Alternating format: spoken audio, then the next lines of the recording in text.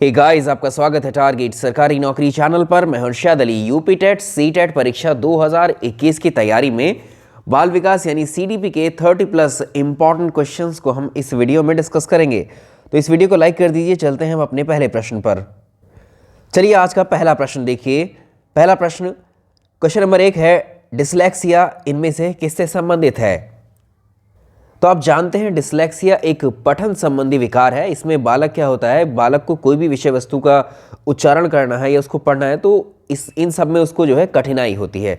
यानी एक बालक को किसी विषय वस्तु का उच्चारण करने में, उसको पढ़ने में जो कठिनाई होती है, इसे ही डिसलेक्सिया बोला जाता है। तो इसका आंसर हम कर लेंगे पढ़ने संबंधी विकार से संबंधित है डिसलेक्सिया। और लिखने संबंधी विकार से संबंधित क्या है? डिस्ग्राफिया। ठीक है, तो अभी ऑप्शन बी होगा। चलिए सवाल नंबर 2 देखिए, शिक्षण कौशल की क्या उपयोगिता है? जो शिक्षण कौशल है यानी टीचिंग स्किल है, ये एक टीचर का, एक शिक्षक का एक ऐसा टूल होता है जिससे वो अपने शिक्षण को, अपनी टीचिंग को बहुत ज़्यादा प्रभावी बनाते हैं, ताकि जो शिक्षण या शिक्षा है इसके उद्देश्यों को बहुत आसानी से पूरा किया जा सके। तो इसकी उपयोगिता में आप जो पॉइंट्स है बिल्कुल आसानी से निकाल सकते हो। शिक्षण प्रक्रिया को प्रभावी बनाना बिल्कुल टीचिंग स्किल है इसमें। ठीक है, ये भी ठीक होगा। विषय वस्तु को सरल और सुगम बनाना ही टीचिंग स्किल है, ये इसकी उपयोगिता है। व्यवहार को संयमित करना भी। तो ये इसके तीनों ही क्या हैं, ये इसकी उपयोगिताएं हैं या इसके उद्देश्यों को पूरा करते हैं। चलिए नेक्स्ट सवाल। चलिए सवाल नंबर 3 देखिए, वो विधि कौन सी है जिनके प्रयोग में विद्यार्थी के स्वपहल और प्रयास शामिल होते हैं, उसे हम क्या बोलते हैं? तो ये एक ऐसा मेथड, ऐसी विधि है जिसमें बालक जो है खुद ही प्रयोग करने की पहल करता है, कोशिश करता है और उसके आधार पर तथ्यों को इकट्ठा करता है और जो समस्याएं पैदा होती हैं उनका समाधान स्वयं करने का प्रयास भी करता है। तो इसको हम बोलते हैं बाल केंद्रित विधि, और या इसको बोलेंगे अधिगमकर्ता केंद्रित विधि। ऑप्शन सी इसका सही आंसर होगा। ये ऑप्शन सी इसका सही आंसर होगा। चलिए सवाल नंबर नेक्स्ट देखें, किस विधि के द्वारा छात्रों में स्व अध्याय की आदत का निर्माण होता है? तो बालक बालिकाओं में जो स्व अध्याय की आदत का जो निर्माण होता है वो या विकास किससे होता है? समस्या समाधान विधि से। एक कक्षा में औसत से कम अंक लाने वाले 5 छात्र हैं, तो उन्हें अन्य छात्रों के समान लाने के लिए कौन सी व्यूह रचना सबसे ज़्यादा प्रभावी होगी? तो जिन भी छात्रों के अंक जो है औसत से कम आए हैं, पहले उन छात्रों को, उन 5 बालकों को शिक्षा से संबंधित जो भी उनकी समस्या है उनको जानना होगा, और फिर जब ये पता चल जाएगा तो उसके बाद क्या करेंगे, उसके उपचार हेतु या उस समस्या के समाधान हेतु कोई उपचारात्मक शिक्षा उनको प्रोवाइड कराई जाएगी। तो अधिगम के कमज़ोर छात्रों की पहचान करना, उसके अनुसार सुधारात्मक उपाय उपलब्ध कराना, ये सही सबसे प्रभावी होगा। इसमें ऑप्शन डी सही आंसर होगा। यदि एक विद्यार्थी अधिकांश कार्य स्वयं अपने हाथों से करेगा तो विद्यार्थी में क्या डेवलप होगा? थॉर्नडाइक ने कहा है कि थॉर्नडाइक के अकॉर्डिंग जब बालक जो है, जब विद्यार्थी अधिकांश कार्य अपने हाथ से करता है, स्वयं ही करता है, तो वो अपने हाथ से करके ज़्यादा सीखता है। जब ज़्यादा सीखेगा तो उसमें जो आत्मविश्वास है उसका वो बढ़ जाएगा। इससे क्या होगा, उसका कॉन्फिडेंस बूस्ट होगा, सेल्फ कॉन्फिडेंस उसका। इसका मतलब कह सकते हैं कि उसमें जो है आत्मनिर्भरता पैदा होगी। ऑप्शन सी इसका सही आंसर होगा। नेक्स्ट देखेंगे, वाइगॉत्स्की के अकॉर्डिंग अधिगम कैसी गतिविधि है? एक बालक के लिए सबसे पहला जो शिक्षा का केंद्र है वो उसका अपना परिवार है, घर है, माता है और फैमिली मेम्बर्स भी हैं। तो वाइगॉत्स्की के अकॉर्डिंग जो बच्चा है, जो बालक है, वो परिवार के सदस्यों के कार्य को देखकर सीखता है या अपने समाज में जो कार्य करते हैं व्यक्ति उनको देख करके सीखता है। तो परिवार भी समाज का ही हिस्सा है, तो इसको हम कह सकते हैं क्या, एक सामाजिक गतिविधि है। ठीक है, ऑप्शन सी इसका सही होगा। नेक्स्ट देखेंगे, शैक्षिक दृष्टि से क्रिया प्रसूत सिद्धांत जो है किस बात पर बल देता है? तो इसमें बालकों को जो बार बार अभ्यास करवाया जाता है, यानी अभ्यास और पुनरावृत्ति, ये दोनों पर बल देता है। इसका आंसर हो जाएगा ऑप्शन सी। सवाल नेक्स्ट देखेंगे, स्किनर के अनुसार बच्चों में भाषा का विकास निम्नलिखित में से किसका परिणाम है?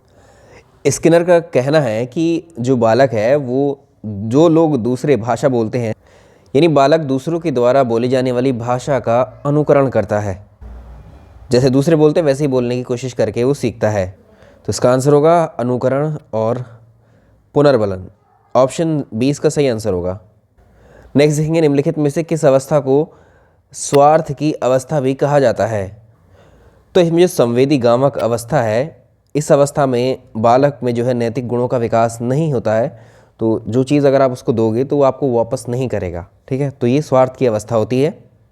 सवाल नंबर अगला देखेंगे, वीर पूजा की भावना किस अवस्था में जागृत होती है? ठीक है, आपको बताना है वीर पूजा की भावना एक बालक में किस अवस्था में जागृत होती है। इस अवस्था में क्या होता है, बालक किसी भी वीर पुरुष को अपना आदर्श मानकर उसके जैसा करने की या उसके जैसा बनने की कोशिश करता है, वैसा समझता है अपने आप को। ये अवस्था कौन सी है? किशोरावस्था है। ऑप्शन सी, बालक और बालिकाओं दोनों में ही। शारीरिक और मानसिक परिपक्वता प्राप्त वाले व्यक्तियों को क्या कहा जाता है? जब एक व्यक्ति में, एक बालक में शारीरिक और मानसिक रूप से वो परिपक्व मैच्योर हो जाता है तो वो किशोरावस्था या किशोर कहलाता है, ठीक है। Option A. तो इसमें बालक और बालिका का जो चहुमुखी विकास है, इसमें शारीरिक मानसिक रूप से दोनों रूप से जो है ये परिपक्वता आ जाती है। एक से ढाई वर्ष के शिशुओं के विकास की प्रक्रिया को क्या कहा जाता है? तो इसमें जो है गामक विकास होता है और ये जो है शैशवावस्था होती है। 1 से 2.5 वर्ष की जो आयु है ये शैशवावस्था है और इसमें जो शिशुओं का विकास होता है उसको हम गामक विकास बोलते हैं। एक बालक के विकास के संदर्भ में कौन सा कथन असत्य है, बताना है आपको। पहला वाला जो ऑप्शन है इसको देखो, बालक के विकास का मापन गुणात्मक होता है, ठीक है। तो जो विकास होता है इसमें जो है गुणात्मक परिवर्तन होते हैं, ये बात सही है। बालक के विकास का मापन अप्रत्यक्ष रूप से उसके व्यवहार के माध्यम से होता है, ये बात भी सही है। अभिवृद्धि की अपेक्षा विकास एक संकुचित अवधारणा है, ये बात गलत है, क्योंकि जो विकास है ये संकुचित अवधारणा नहीं है, ये एक व्यापक अवधारणा है, ठीक है। तो इसमें जो आपको असत्य वाला ही छांटना है, ऑप्शन 20 का सही हो जाएगा। सवाल नंबर नेक्स्ट देखिए, पियाजे के अकॉर्डिंग किशोरावस्था से ही संज्ञानात्मक विकास की एक विशेष अवस्था प्रारंभ होती है, इसे क्या कहा जाता है? तो पियाजे के अकॉर्डिंग किशोरावस्था से ही संज्ञानात्मक विकास की एक विशेष अवस्था प्रारंभ होती है और इसको हम बोलते हैं औपचारिक परिचालन की अवस्था। औपचारिक परिचालन की अवस्था या इसी को बोलते हैं औपचारिक क्रियात्मक विकास, जो 12 वर्ष से ऊपर। तो इस अवस्था में बालक क्या करता है, मूर्त और अमूर्त दोनों प्रकार के चिंतन करने लगता है। नेक्स्ट देखिए, अनुकरण की प्रक्रिया में शिशु सर्वप्रथम निम्न में से किसका अनुकरण करता है? तो इसमें स्वर हैं, व्यंजन हैं, शब्द हैं। जो एक बालक या शिशु है सबसे पहले वो क्या सुनेगा, क्या उसको इतना ज्ञान होगा या इतनी समझ होगी कि वो जो है किसी स्वर को आप बोलेंगे वैसे ही बोलेगा? सबसे पहले माँ या पिता या फिर कोई भी आगे परिवार में जो भी व्यक्ति होगा, जैसा शब्द उससे आप बोलोगे वो वैसा ही बोलेगा। वो शब्दों को सुनता है, शब्दों को सुनकर जो है वो वैसे ही बोलने की कोशिश करता है, लेकिन टूटे फूटे शब्द ही निकलते हैं उसके मुंह से।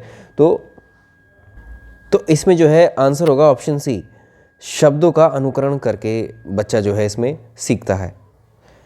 थॉर्नडाइक के अकॉर्डिंग अभ्यास के नियम के अंतर्गत कितने उपनियम आते हैं?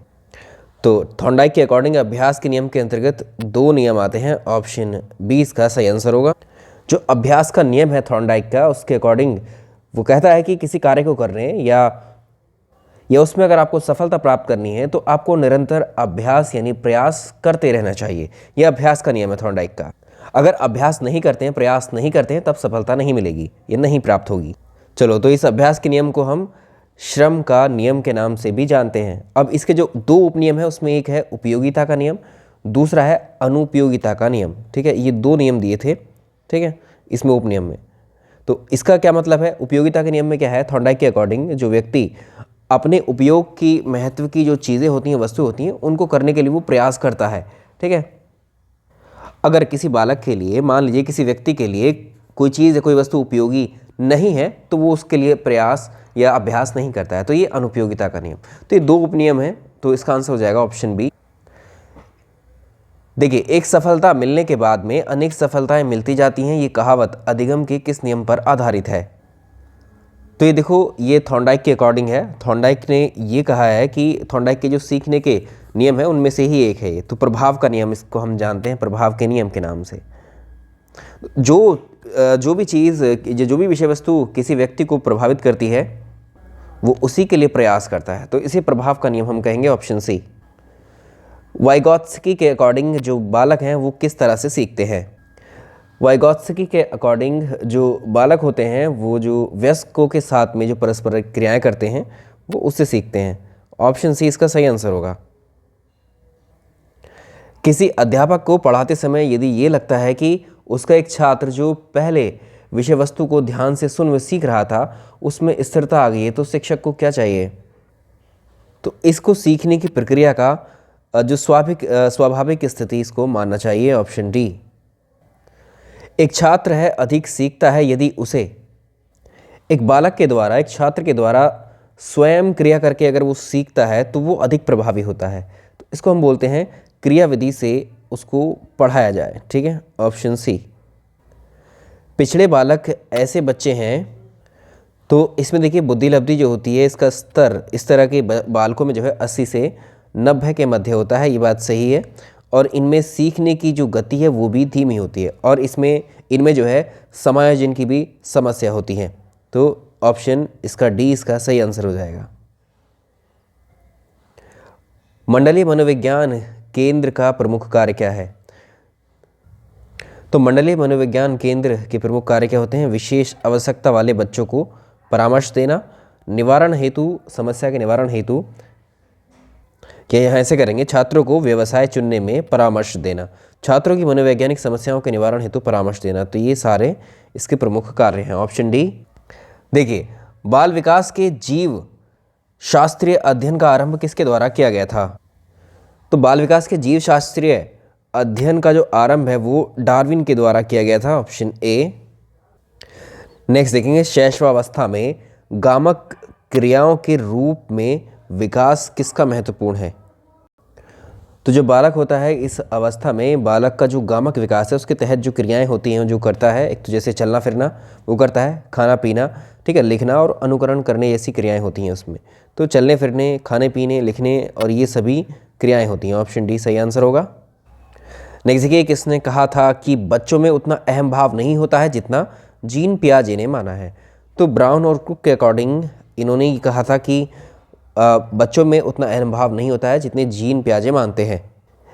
यानी पियाजे के अकॉर्डिंग जो दिया गया था तो वो संज्ञानात्मक विकास की कल्पना दी गई थी, मतलब उसका संज्ञानात्मक विकास का सिद्धांत दिया गया था, उसकी आलोचना की गई थी ब्राउन और क्रुक के द्वारा। सवाल नंबर अगला देखेंगे, पियाजे के अकॉर्डिंग संज्ञानात्मक विकास की अवस्थाओं को विभाजित किया गया है।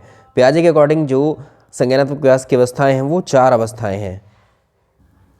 नेक्स्ट देखेंगे, अगला सवाल देखिए, कक्ष में बालकों की भाषा कौशल का विकास क्रम क्या होना चाहिए? तो जो सही क्रम है वो क्या होता है कि कौशल विकास का जो क्रम है वो क्या है? पहले बालक क्या करेगा? सुनेगा तो फिर वैसा बोलेगा तो फिर पढ़ेगा भी, ठीक है, और उसके बाद लिखेगा। तो ये क्या है? सुनना, बोलना, पढ़ना, लिखना।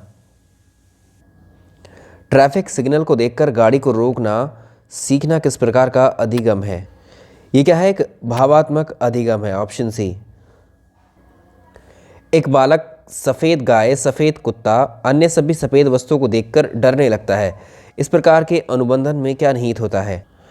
तो इसको हम बोलते हैं अनुक्रिया सामान्यीकरण। ऑप्शन बी इसका सही आंसर होगा। देखिए, ब्रूनर ने अपना संज्ञान संबंधी अध्ययन सबसे पहले किस पर किया था?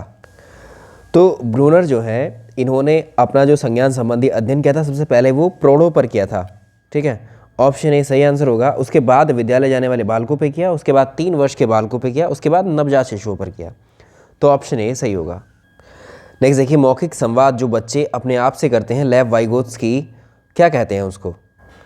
तो जो मौखिक संवाद बच्चे अपने आप से करते हैं वाइगोत्स्की के अकॉर्डिंग उसको व्यक्तिगत वार्ता कहा गया। इसको एक दूसरे नाम से भी जाना जाता है, निजी भाषा भी इसको कहा जाता है। अंतिम सवाल देखते हैं, कक्षा में छात्रों की रुचि बनाए रखने के लिए एक अध्यापक को क्या करना उचित होगा? तो कक्षा में छात्रों में पढ़ाई को लेकर रुचि बनाए रखने के लिए प्रश्न पूछना एक अध्यापक को चाहिएगा, ठीक है, तो इसका आंसर हो जाएगा ऑप्शन सी।